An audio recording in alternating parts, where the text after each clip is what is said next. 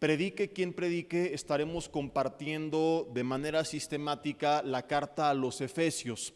Es decir, hoy me toca a mí el primer mensaje, la siguiente semana sea el pastor Yoshi, o Bruno, o Veral, o mi mamá Mónica Alducin, quien sea.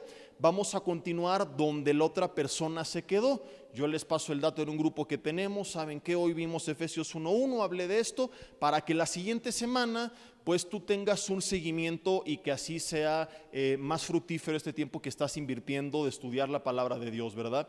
No es que el otro no fuera fructífero, pero de repente pues bueno, te llevas un mensaje de un tema y luego de otro, y entonces teníamos el miércoles de chile, de mole y de pozole, ¿verdad? Donde la palabra es palabra y siempre la palabra cuando cae en tierra fértil produce fruto. Pero la mejor forma de aprender la Biblia es estudiarla de esta manera, ¿verdad? Cada capítulo, cada versículo, porque de esa forma aprendemos lo que Dios nos quiere decir, no lo que nosotros queremos oír.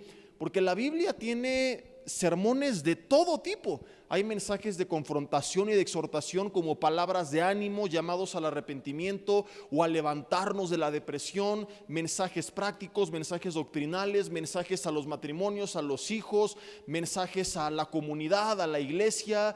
Y cuando nosotros estudiamos, ¿verdad?, al método del bibliazo, que es decir, a ver qué Dios me habla hoy, y pum, la abro y por aquí, por allá, pues no estamos permitiendo que Dios nos hable a través de toda su palabra, y podemos caer en el error sin querer de tener cierta inclinación a algunos temas más que a otros. Cuando Pablo en el libro de los Hechos se despide de alguna de las iglesias que llegó a fundar, él en parte de su despedida les dice: ustedes son testigos que no he rehuido anunciarles, ¿quién se acuerda?, todo el consejo de Dios. Entonces, cuando nosotros estamos enseñando y estamos aprendiendo, la verdadera sana doctrina es la que enseña todo el consejo de Dios.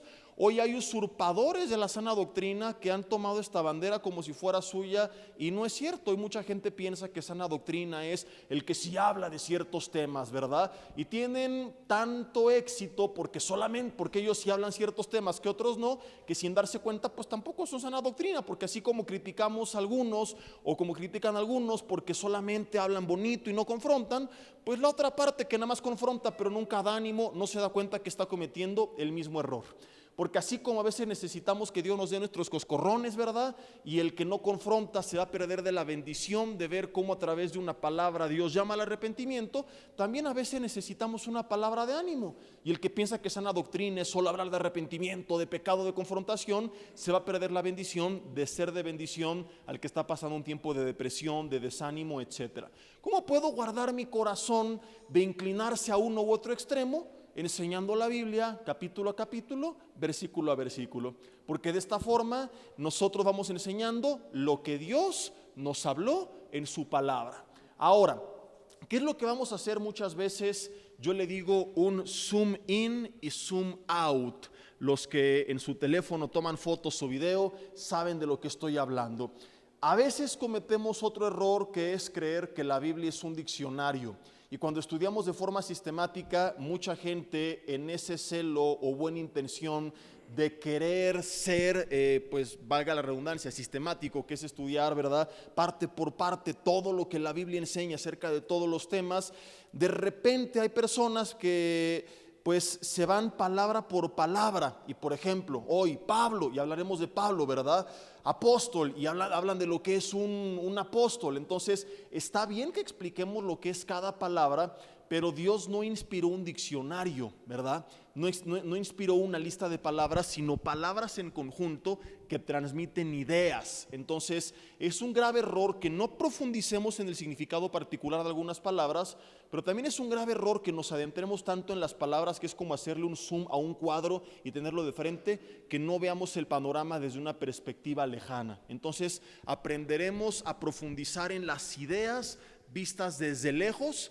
y dentro de esa vista panorámica también muchas veces haremos un zoom in, un acercamiento hacia algunas palabras clave que nos ayudan a entender mucho mejor el cuadro. La mejor manera de estudiar la Biblia es esta: cada capítulo, cada versículo, aprender el contexto donde se encuentran ubicadas las verdades que han sido inspiradas para no caer en errores de interpretación personal, ver qué es lo que realmente Dios dijo, entender el panorama completo, la esencia de la enseñanza de cada libro, de cada capítulo, de cada versículo, pero también profundizar a veces para captar a mayor detalle. Así que bienvenidos a este que es el primer mensaje de la carta a los Efesios, y quiero compartir hoy con ustedes un tema que he titulado, es muy sencillo: introducción, 2 puntos, Pablo, apóstol por la voluntad de Dios.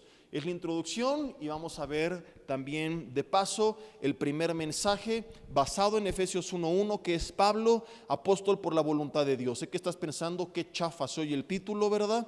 Pero vamos a aprender cosas bien interesantes solamente del primer versículo, que a veces decimos, ¡ay, es la salutación! Nos lo brincamos, ¿verdad? Yo mismo me sentí tentado a brincármelo porque quiero compartir otras cosas de este libro maravilloso, de esta carta, más bien dicho maravillosa, que es la carta a los Efesios, pero desde la salutación vemos algo en el corazón del autor, que es Pablo. Dice Efesios 1:1, Pablo, apóstol de Jesucristo por la voluntad de Dios, a los santos y fieles en Cristo Jesús que están en Éfeso. Ha habido debate acerca de en algunas personas acerca de quién fue el autor, de quién era el destinatario. Algunos dicen que no fue Pablo o que fue otro Pablo, que no era solamente la carta para los Efesios, sino para un grupo de iglesias que había en Asia y que la iglesia de Éfeso era una de ellas. Pero bueno, si nosotros nos enfocamos únicamente en lo que la Biblia dice, reconocemos que el autor es Pablo y que la carta va dirigida a los Efesios. Sabemos que Pablo es el autor no solo porque la carta lo dice, sino porque los primeros cristianos a lo largo de muchos siglos jamás pusieron esto en tela de juicio. Esto ocurrió hasta cientos de años después, ¿verdad? Entonces quiero que meditemos en estas primeras verdades. El autor, primeramente, que es Pablo, y luego cómo se describe a sí mismo antes de comenzar con su carta. Pablo está aquí, digamos que presentándose a sí mismo, y me fascina siempre la presentación de Pablo en cada una de sus cartas, porque en cada una vemos alguna característica de él. Pablo, para aquellos que no lo saben, y bueno, aquellos que lo saben poder profundizar un poquito más, ¿verdad? Es el autor oficialmente reconocido de 13 de los 27 documentos que conforman el Nuevo Testamento. Algunos dicen que él escribió Hebreos y entonces sería 14, pero si no lo adjudicamos Hebreos, que la mayoría piensa que no fue Pablo y no se sabe quién es exactamente el autor, estaríamos entonces de acuerdo en que fueron 13 de los 27. Esta es la opinión de la gran mayoría de los estudiosos.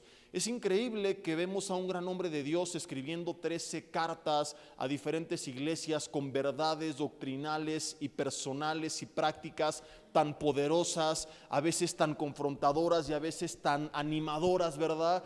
Y voltear hacia atrás y darnos cuenta que Pablo no siempre fue este tipo de persona. Y vale la pena recordar que Pablo, antes de ser el apóstol Pablo, era conocido como Saulo de Tarso, que perseguía a la iglesia cristiana.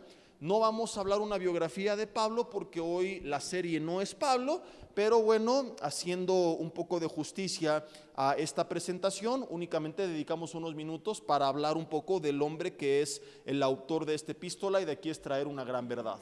Si tú quieres estudiar un poco más de su vida, él habla parte de su testimonio en Hechos capítulo 9, en Hechos capítulo 22, en Hechos capítulo 26 y en Filipenses capítulo 3. Te resumo: Pablo nace en Tarso, de ahí el nombre, ¿verdad? Saulo de Tarso, pero fue criado en Jerusalén, donde recibe entrenamiento rabínico con Gamaliel. Se llega a convertir en un fariseo que era un escriba de la época, un estudioso de las leyes del Antiguo Testamento, que además de estudiarlas, pues bueno, las enseñaban, las trataban de vivir. El error de los fariseos es que con el paso del tiempo comenzaron a dar más peso a las tradiciones de los hombres que a la misma palabra de Dios. Pablo empieza a perseguir a la iglesia cristiana con un celo genuino, convencido que él estaba en lo correcto, pero en Hechos capítulo 9 del 1 al 6 la Biblia nos revela que un día, yendo con cartas que le daban autoridad para perseguirlos, para encarcelarlos, para arrastrarlos, ¿verdad? Él había estado, dicho sea de paso, presente en la muerte, en el martirio de Esteban, y consintió en su muerte. Dijo: qué bueno que lo están matando por hereje, por blasfemo, ¿verdad? De repente el Señor se le aparece, una luz le resplandece. Muchos decimos cuando predicamos: y el Señor lo tumbó de su caballo, pero realmente la Biblia jamás habla de ningún caballo.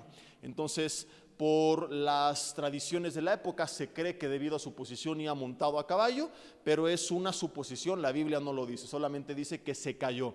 Escuchó una voz que le dice: Saulo, Saulo, ¿por qué me persigues? Dura cosa tres dar cosas contra el aguijón. Y desde ese momento en su espíritu él entiende que era Dios el que le estaba hablando, y le dice: Señor, ¿qué quieres que yo haga? Hubo una rendición.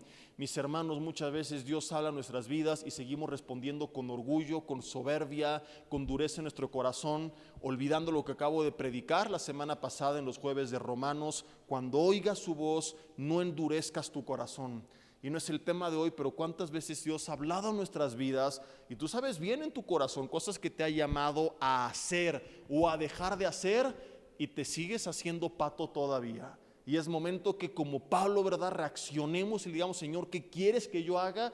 Y él dedicó su vida a hacer lo que Dios le dijo que hiciera desde ese momento. Y esto a mí me deja dos verdades. Número uno, que si Dios transformó la vida de Pablo, que se dedicaba a perseguir cristianos, ¿por qué crees que aquel familiar tuyo que no cree en el Señor es demasiado duro como para ser quebrantado por el Señor Jesús?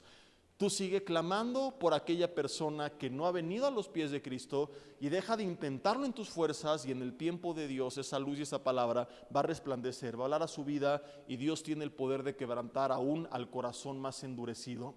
Muchas veces Dios permite que esto no suceda para que nos rindamos a Él. Y a lo mejor tú dices: Señor, toca el corazón de fulano de tal, y más bien Él quiere o está permitiendo que a través de esa dureza tú te rindas como nunca antes lo has hecho, a clamar a Él para que tú primeramente te acerques a Él. Y entonces en ese clamor recuerdes la lección de antaño: no es con ejército ni con fuerza, sino con mi Santo Espíritu, dice el Señor. Si Dios tocó a Pablo que mataba cristianos, ¿por qué no va a tocar a ese marido, a esa hermana, a esa esposa, a ese hijo? Hasta la suegra puede quebrantar el Señor. ¿Cuántos dicen amén? Yo lo creo, ¿verdad?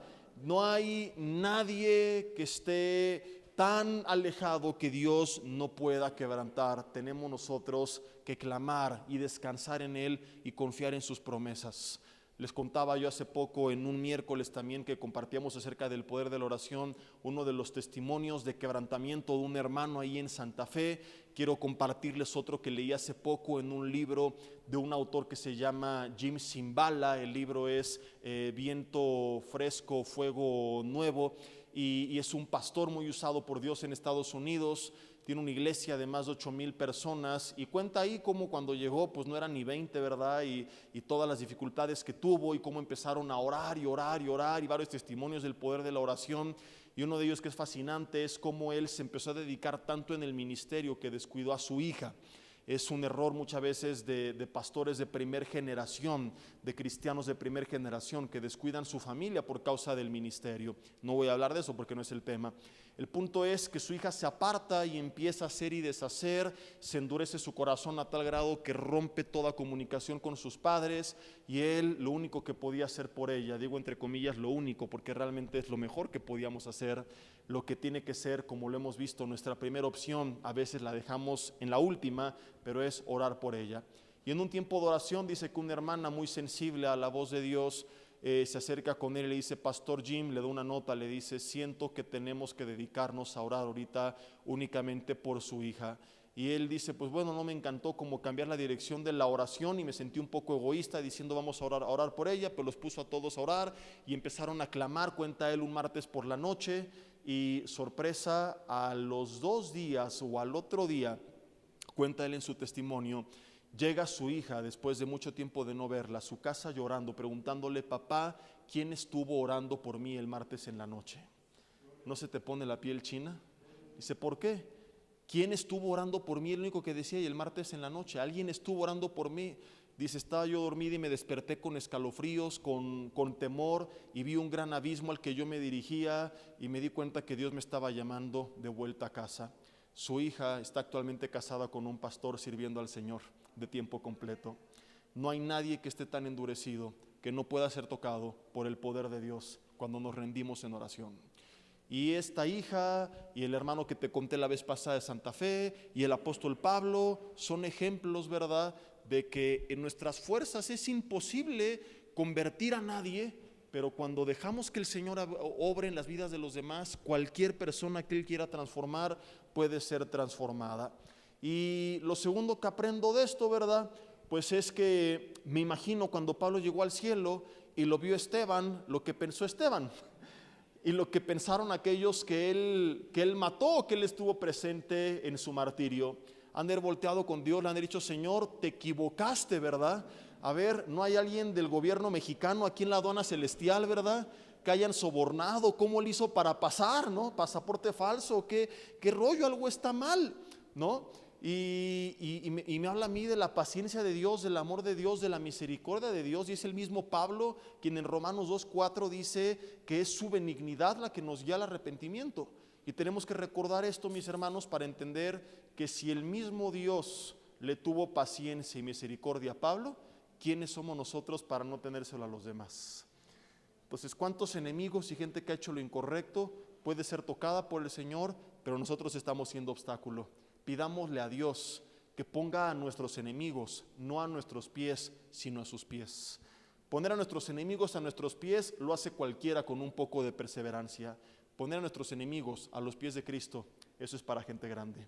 Y el pueblo de Dios somos gente grande.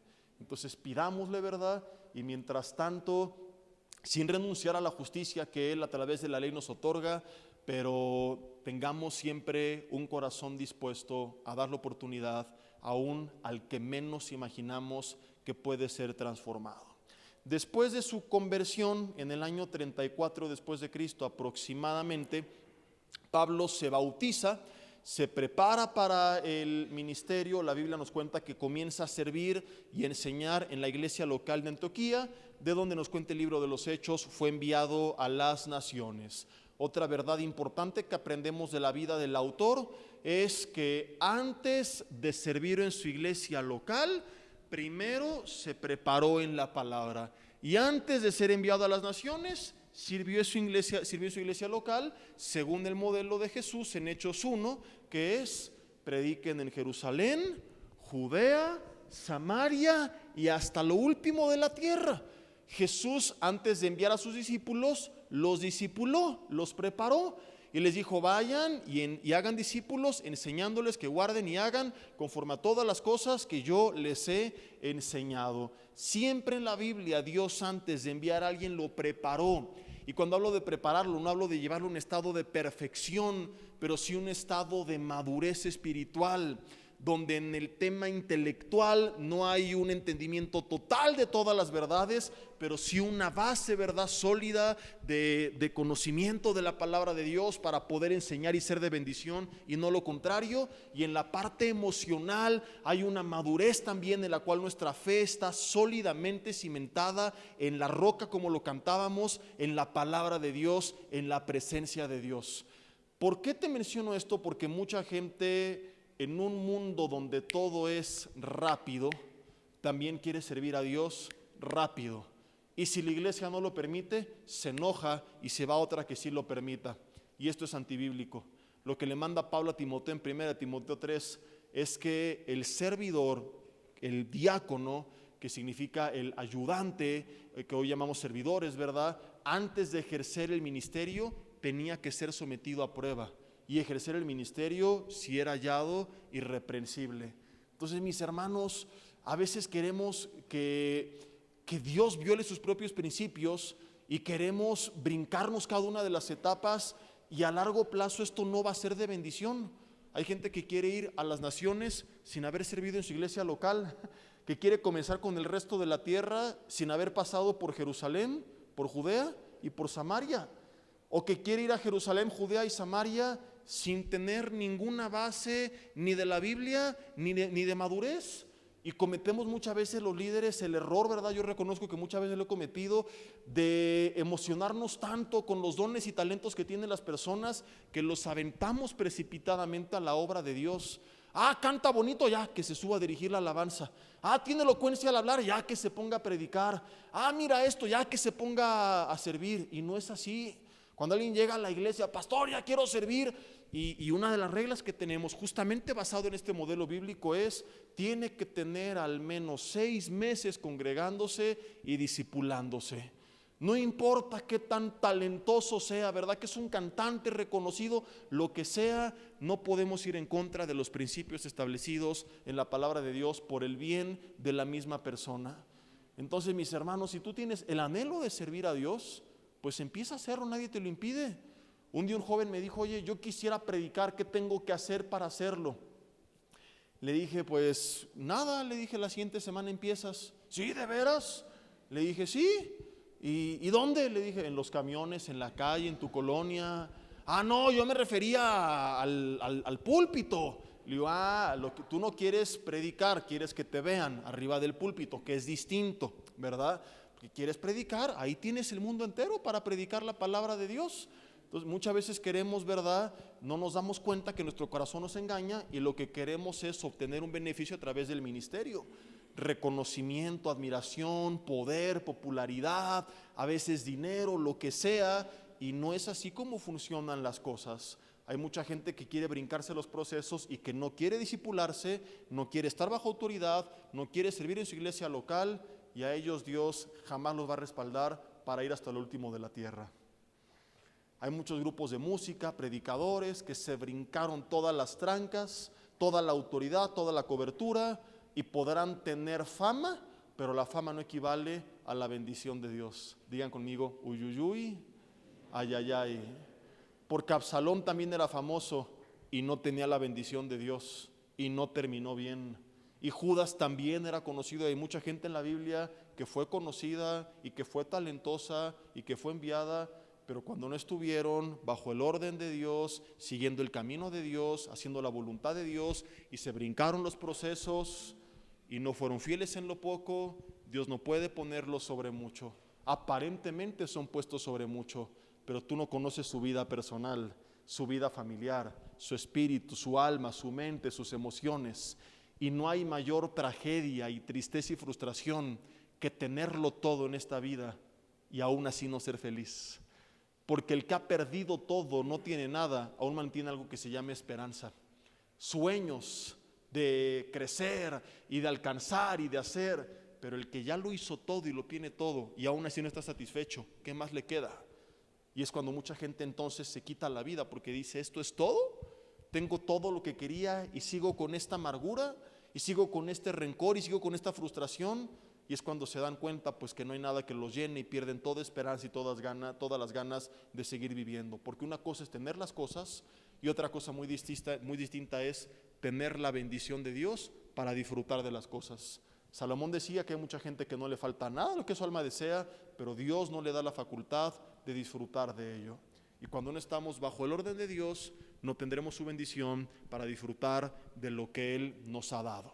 Después de ser enviado, Pablo emprende 3 viajes misioneros a diferentes lugares. Estuvo 2 años encarcelado en Cesarea y 2 años detenido en Roma. Luego la Biblia no dice qué pasó con él, pero se cree que fue liberado y que extendió su ministerio hasta sufrir el martirio en el año 68. Esto es básicamente un muy breve resumen de quién fue el apóstol Pablo, autor de la carta a los Efesios. Ahora sí, veamos lo que sigue en su presentación. Pablo, dice Efesios 1:1, apóstol de Jesucristo, porque me lo merezco, por mi gran comportamiento, mi buena actitud, mi desempeño en la escuela teológica de Jerusalén, el buen testimonio delante de los hermanos, mis dones, mis talentos y mi llamado que en otros lugares no valoraron, pero el Señor sí. ¿Esto dice Pablo? Porque este es la carta de presentación de mucha gente actualmente, ¿verdad? A lo mejor no lo dicen, pero es lo que creen. Es lo que expresamos a veces con nuestros pensamientos.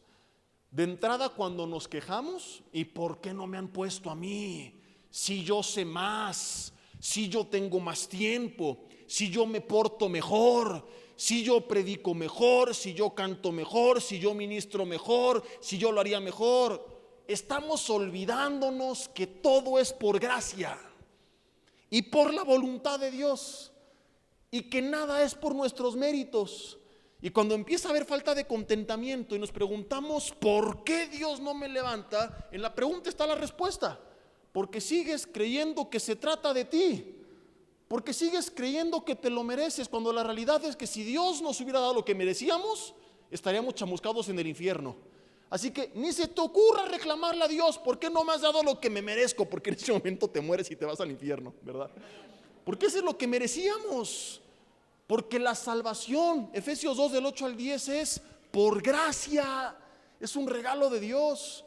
Y porque Dios es bueno y clemente y misericordioso, ¿verdad? Es que tenemos salvación y dones y su espíritu y un llamado y la vida eterna y la oportunidad de servirle dentro del cuerpo de Cristo, mis hermanos. Pero cuando nos olvidamos esto, se pierde el contentamiento, viene la raíz de amargura. Y la Biblia dice: ten cuidado, que por eso muchos dejan de alcanzar la gracia de Dios. Porque se nos olvida de dónde Dios nos sacó. Porque es tan cómodo sentarse a la mesa del rey que se nos olvida que fuimos mendigos. Y mendigos también algunos fuimos. Dile al de al lado: eso lo sigue siendo todavía. Y contrario a esto, vemos a un verdadero apóstol, porque hoy hay pseudoapóstoles, falsos apóstoles, y se pavonean y creen que mi unción y todo esto es por mi buen comportamiento, y piensan que se trata de ellos la gloria y la unción. Y vemos a alguien que, como te acabo de contar, su vida sí fue transformada, de alguien que sí recorrió el mundo entero entonces conocido, de alguien que sí impactó toda la historia de la humanidad, de alguien que lo sigue haciendo todavía con lo que escribió inspirado por el Espíritu Santo. Y no lo presentan o no se presenta como Pablo, el único, el inigualable, el grande, el poderoso, el apóstol de Jesucristo, Cristo, con las luces. Porque así se presentan hoy en día muchos, ¿verdad? Viene el super saiyajin del ministerio, los cantantes con sus escoltas y sus lentes, y que nadie se les acerque, y dan autógrafos como si nosotros fuéramos algo. Y se nos olvida que no era grande el burro que le habló a Balaam, sino el que lo inspiró. Y que si habló es porque Dios lo hizo hablar, pero que sin esa inspiración la mula seguía siendo una triste mula y nada más. Y qué gran lección de humildad nos da Dios, que tendríamos que recordar: que no es grande la mula sino el que le inspira, y que sin Dios somos solamente eso. Dile al de al lado: mula. Mulas que hablan, y a veces se nos olvida, ya viste qué bien lo hice, y se nos olvida, como lo estaremos viendo, que todo es por la gracia de Dios, por el favor de Dios, por la bendición de Dios. Por eso es que es fascinante ver la presentación de Pablo, y no dice Pablo el grande, el único, el ungido. Dice Pablo, y sí se reconoce apóstol de Jesucristo, pero dice por la voluntad de Dios. Y si tú conoces sus escritos, en otra ocasión dijo: Dios tuvo misericordia de mí, que soy el primero de los pecadores. Y no era realmente el primero, sino en un acto de humildad. Él reconoce que no es porque lo merecía, sino porque Dios así le plació. Él jamás se sintió merecedor, a pesar de todo lo que hizo y de que invirtió su vida. Pero nunca se envaneció tanto que dijera: yo sí he aguantado, y cuenta su testimonio. Y sí fue azotado y encarcelado y naufragó, pero nunca se envaneció a tal grado que pensó que eso lo había hecho merecedor de la bendición de Dios, del llamado de Dios a la posición que le dio Dios. Él siempre reconoció que todo esto era por la gracia de Dios. Y desde su presentación basta una frase en una simple salutación para darnos todo un mensaje de la verdadera humildad. Pablo, apóstol de Jesucristo, pero aclara: por la voluntad de Dios. O sea, de entrada les está diciendo, hermanos, aquí el grande no soy yo. Sí soy apóstol, dice Pablo, pero no porque yo me lo merezca, me lo haya ganado, lo que sea, sino porque a Dios en su voluntad así le plació. De lo contrario, yo estaría perdido. Y lo mismo es con nosotros. Yo no sé quién eres, pero en lo bueno que has llegado a ser, lo eres y lo soy por la voluntad de Dios. Porque nosotros no había nada bueno. Estábamos, Efesios 2, versículo 1, muertos en nuestros delitos y pecados.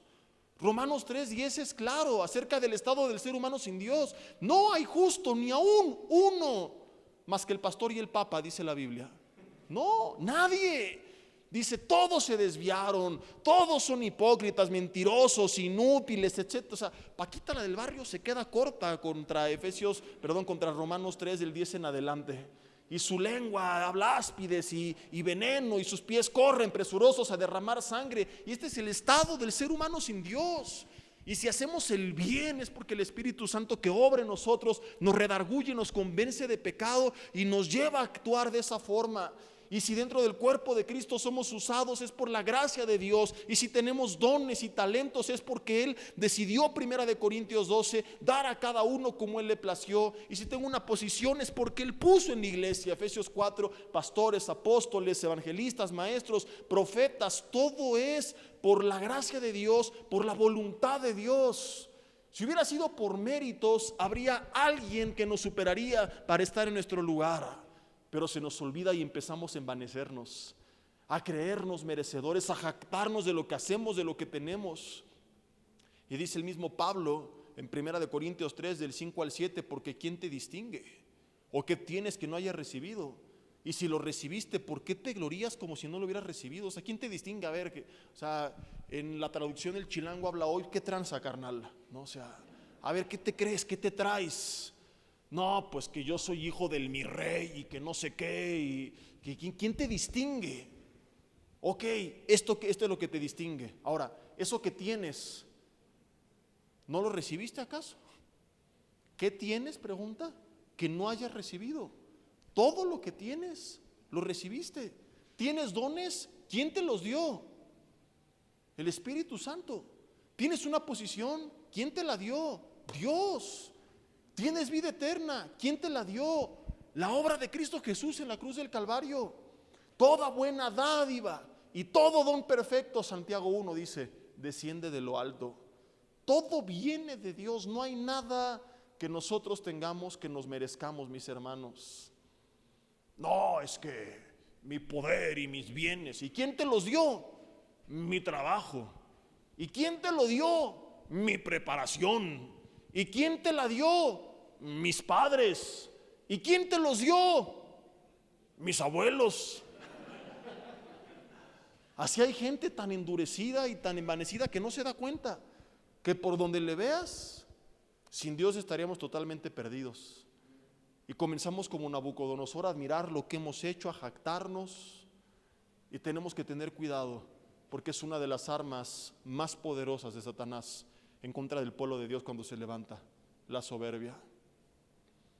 Alguna vez creo que te contaba que un predicador un día bajando del púlpito se le acerca una hermana y le dice: pastor, qué bárbaro, es el mejor mensaje que he escuchado en mi vida, cómo Dios lo usa.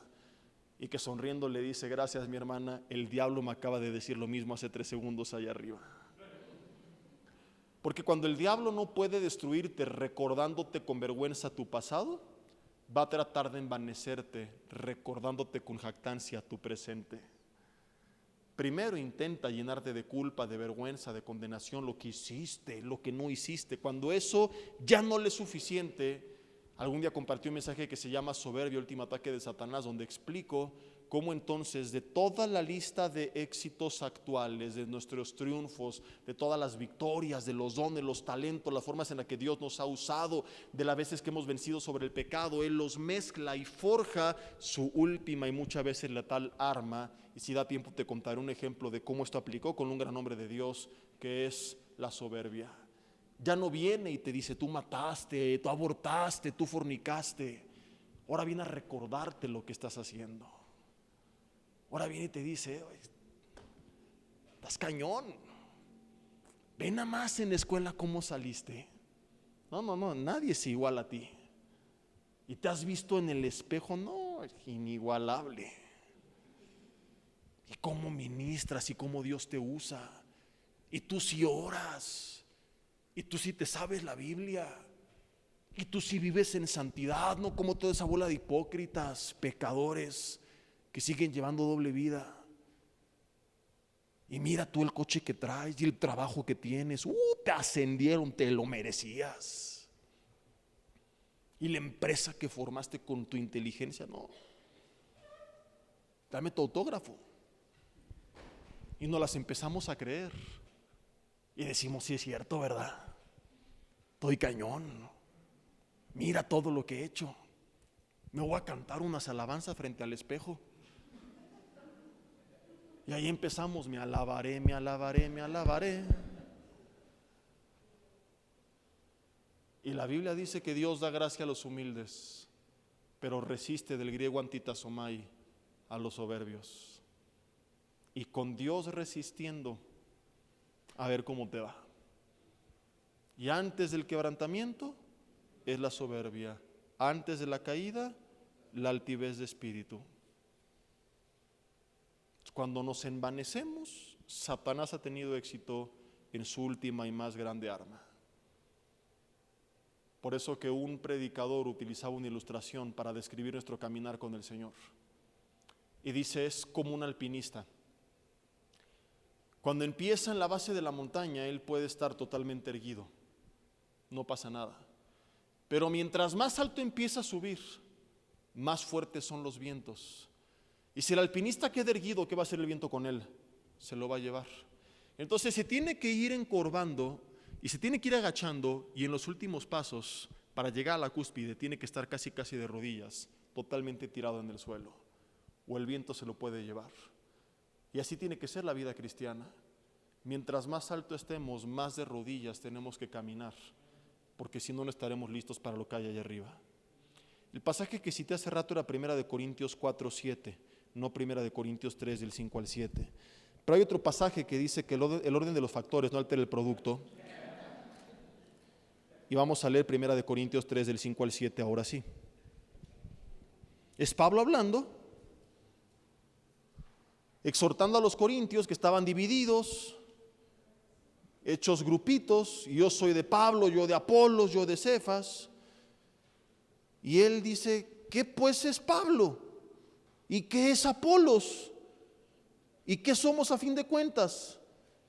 Dice, servidores por medio de los cuales habéis oído, y eso según lo que cada uno concedió el Señor. Yo planté, Apolos regó, añádele ahí, yo la regué. Dice, pero el crecimiento lo ha dado Dios. Así que ni el que planta es algo, ni el que riega, sino Dios que da el crecimiento. Y en el ministerio te va a tocar a veces la etapa de sembrar, de regar, de regarla o de recoger. Pero nunca tenemos que envanecernos. Desde que yo empecé con ese estudio, creció. Hacía falta mi presencia. Desde que yo tomé el ministerio, las cosas son distintas. Desde que yo empecé a orar, temblaba. Y hay gente que se le empieza a creer. Y en vez de darse cuenta que Dios en su soberanía, en su misericordia, trabaja en diferentes etapas. Y esto lo han entendido todos los hombres de Dios a lo largo de la historia. Salomón decía, hay tiempo de plantar, tiempo de regar, de recoger, tiempo de reír, tiempo de llorar, tiempo de nacer, tiempo de morir. Hay tiempo de celebrar, tiempo de endencharse, tiempo de que pierde el Cruz Azul, tiempo de que vuelva a perder el Cruz Azul. Eso nunca cambia. Todo lo demás sí. Entonces hay un tiempo en que a uno les tocó sembrar, y a lo mejor te tocó la etapa de recoger. Y a lo mejor de los errores de otros aprendimos para no repetir los mismos, pero no quiere decir que tú seas mejor que él. Quizá en su tiempo hubieras hecho lo mismo. Entonces, en vez de jactarnos y creernos desde que yo estoy, debemos de ser humildes y decirle, Dios, gracias por usarme en este tiempo para ser de bendición, sea sembrando, regando, regándola o recogiendo, pero entendiendo que no es nada ni el que siembra, ni el que recoge, ni el que riega, ni el que la riega, sino es Dios el que da el crecimiento. Y siempre darle gloria a Él. Y la posición que tengas dentro o fuera de la iglesia, siempre como Pablo decir, es por la voluntad de Dios. Y si prosperaste, por la voluntad de Dios. Y si fuiste sano, por la voluntad de Dios. Y tu familia está unida, por la voluntad de Dios. Y te fuiste de viaje, por la voluntad de Dios. Y siempre darle gloria a Dios de todo lo que haya hecho en tu vida. Ahora, no se trata de irnos al extremo tampoco del evangelio del desgraciado, que es: soy una basura, miserable cucaracha, rata de dos patas. Canten las de Paquita la del barrio en las alabanzas, ¿verdad? Pero tampoco sentirnos dioses. Pablo en su carta a los Romanos explica este equilibrio, Romanos capítulo 12, versículo 3. Y como te das cuenta, la Biblia está llena de diferentes pasajes que hablan acerca de este tema, que es bien importante en la vida cristiana, porque como ya lo explicamos, no entenderlo a veces es el arma letal que usa el enemigo en contra nuestra. Romanos 12, versículo 3 dice: digo pues por la gracia que me es dada a cada cual que está entre vosotros, que no tenga más alto concepto de sí que el que debe de tener, sino que piense de sí, ¿qué dice la Biblia? Con cordura, conforme a la medida de fe que Dios repartió a cada uno. O sea, tampoco se trata de vivir una falsa humildad y decir, pues sí, soy un bruto, burro, inútil, cucaracha, rata de dos patas, sino no, pensar acerca de ti con cordura, con la medida de fe, decir, sí, estoy consciente que Dios me usa, estoy consciente de la gracia que tengo, de la inteligencia que me ha dado, de la sabiduría, de los dones, de los talentos, pero siempre reconociendo que todo es por la gracia de Dios. Porque si no estás consciente de lo que tienes, tampoco lo vas a poder utilizar. ¿Sí me explico? Si tú dices, no sirvo para nada, pues no vas a servir para nada. Como el pueblo de Israel, no vamos a poder tomar Canaán, es muy difícil. ¿Eso era humildad? No, eso era mediocridad. Eso era falta de fe. ¿Y qué pasó con ellos? No tomaron Canaán. Entonces, ¿cuál es el equilibrio? David lo reflejó a la perfección y algún domingo hablé de él, ¿verdad? Enfrenta a Goliat y le dice, Dios te va a entregar en mi mano y yo te voy a vencer. Y antes de esto le dice a Saúl, yo cuando pastoreaba las ovejas de mi padre venían leones y osos y suegras y muchas cosas muy feroces, dice, y a todos me los surtía, y así va a ser con este filisteo porque Dios lo va a entregar en mi mano. O sea, él sabía lo que iba a hacer, pero estaba consciente gracias a quién lo iba a hacer. Entonces tenemos que saber quiénes somos, pero jamás olvidar por qué lo somos. Porque si olvido quién soy, dejaré de ejercer mi llamado, engañado por el enemigo. Son los dos extremos. No sirves para nada, para estancarte en la mediocridad. No vas a poder, para que no lo hagas. Esto no es para ti, para que no lo intentes. O, no, estás cañón, mira cómo lo hiciste. Bravo, bravo, bravo. Para que te envanezcas. ¿Cuál es el equilibrio? Por supuesto que voy a poder. Con esto y con más. Y claro que soy útil, soy la luz del mundo, la sal de la tierra, linaje escogido, real sacerdocio, nación santa, pueblo adquirido por Dios, tengo dones, talentos, el poder de Dios, el dunamis de Dios. Dios está conmigo, échenme lo que sea, pero no porque soy lo máximo, sino porque Dios está conmigo, porque Él me va a respaldar, porque Él me va a entregar ese gigante, porque Él me va a enseñar qué es lo que tengo que hacer, qué es lo que tengo que hablar, cómo es que tengo que actuar. Entonces, cuando encontramos ese equilibrio, podemos ser usados por Dios y el enemigo no puede pararnos. Cuando no lo encontramos, o nos estancamos sintiéndonos una basura, o de estar allá arriba tocamos suelo por habernos envanecido, por haber olvidado que todo es gracias a Dios. Lucas capítulo 17, versículo 7. Veamos ahora las palabras de Jesús. Lucas capítulo 17.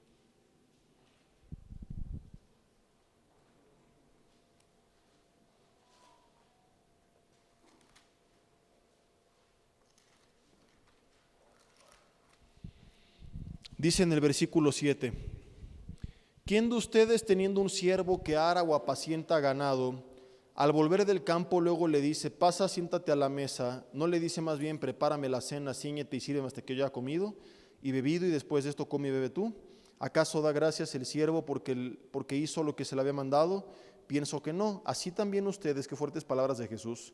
Dice, cuando hayáis hecho todo lo que les ha sido ordenado, decid, siervos inútiles somos, pues lo que debíamos hacer, hicimos.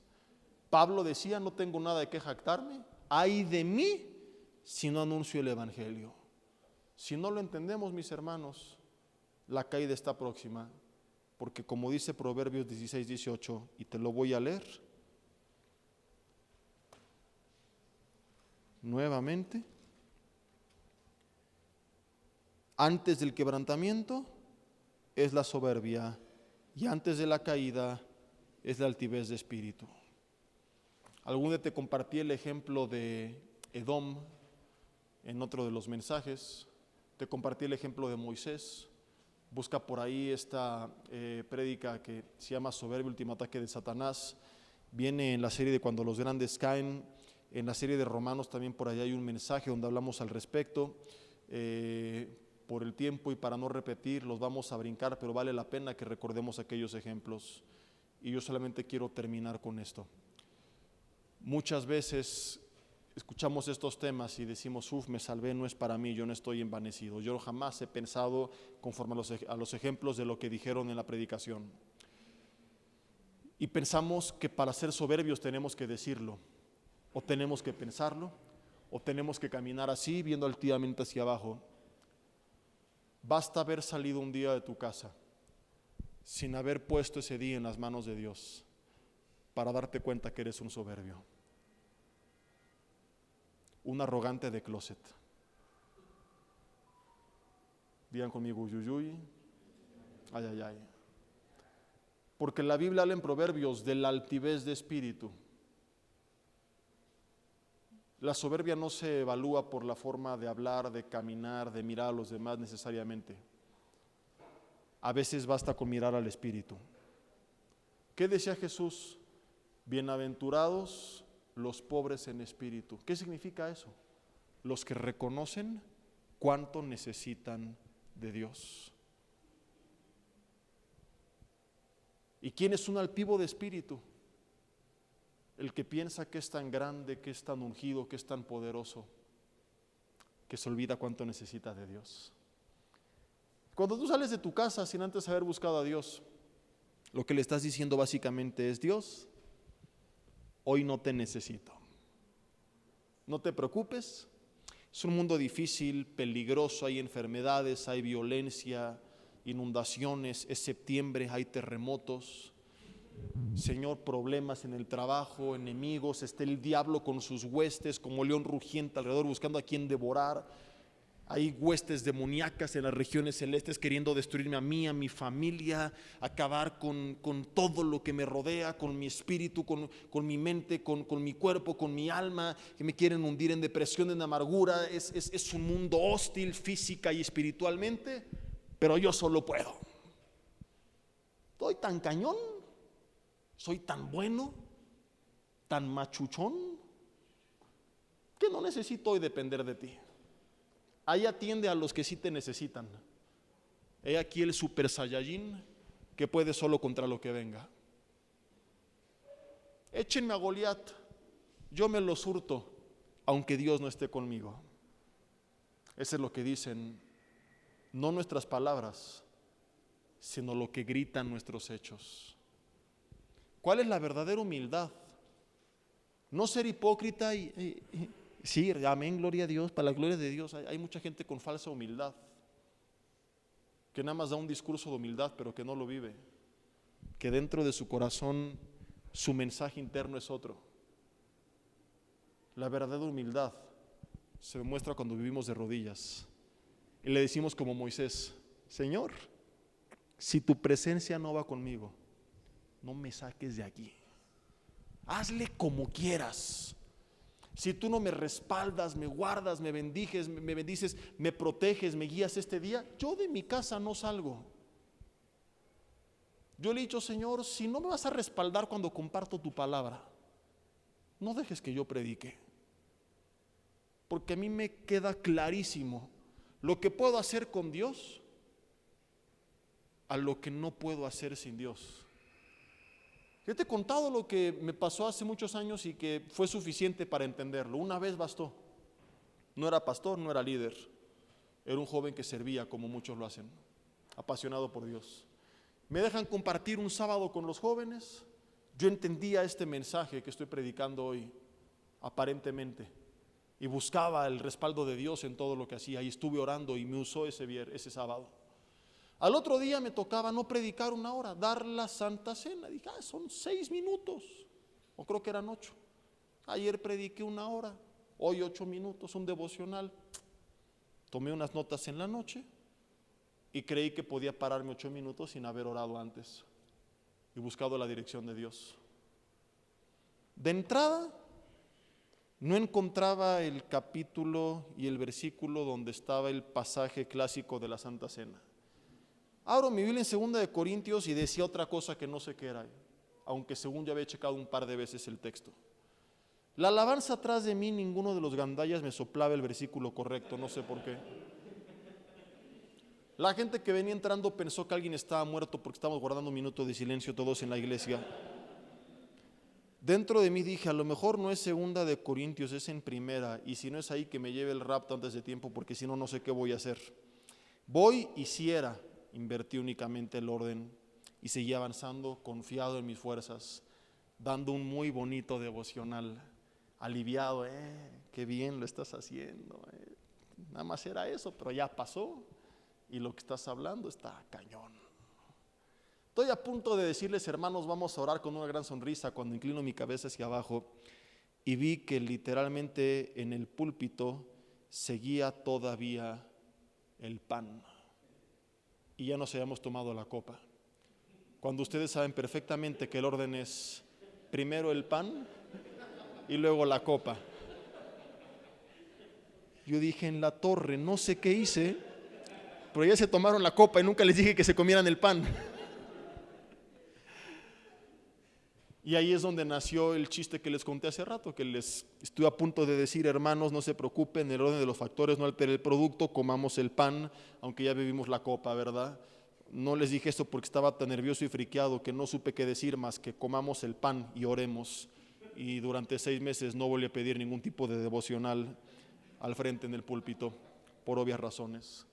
Me quedó clarísimo una lección.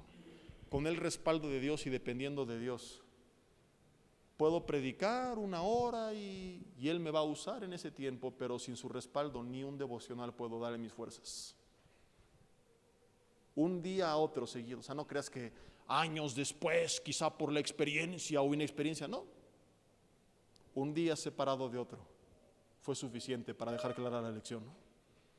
Y hoy en día entiendo esto y no digo que sea perfecto, pero sí busco el respaldo de Dios en lo que hago y le digo, Señor, si no es de ti, no abras puertas, no lo bendigas, no lo permitas. Le trato de considerar en toda decisión importante en mi vida. Entiendo que tengo que pedirle que no se haga mi voluntad sino la suya. Ahora no se trata de irte al extremo que estás en el súper y decir, Señor, crema al pura o crema Lala, ¿cuál es la que tú quieres? ¿Verdad? Pero no podemos seguir viviendo sin tomar en cuenta a Dios. Iniciar noviazgos, estudios, compartir su palabra, subirte a cantar, ministrar, emprender nuevas cosas en el ministerio, en tu negocio, en tu trabajo, en tu familia, sin reconocer antes a Dios en tu vida, a través de tu comunión con Él. Esa es la más grande soberbia del ser humano. Cuando pensamos que podemos tener éxito, separados de Él. Y Jesús dijo, ¿así? Nada. Vamos a orar. Señor, te damos gracias por tu palabra, por lo que nos has enseñado esta noche a través de la Biblia, de la vida y de la salutación y presentación del apóstol Pablo. Gracias por su vida, por su lección de humildad, que él, que fue un verdadero apóstol, Señor, nunca se envaneció, y nosotros a veces por cositas que hacemos nos empezamos a creer. Te pedimos perdón si así ha sido, y con humildad venimos a ti nuevamente, reconociéndote y dándote las gracias y la gloria por todo lo que has hecho y por todo lo que harás.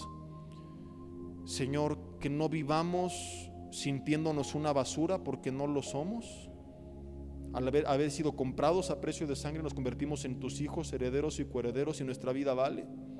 Pero que nunca olvidemos quién es el que le dio valor, y por quién y para quién fuimos creados, y gracias a quién recibimos lo que tenemos, y quién nos lo ha dado todo.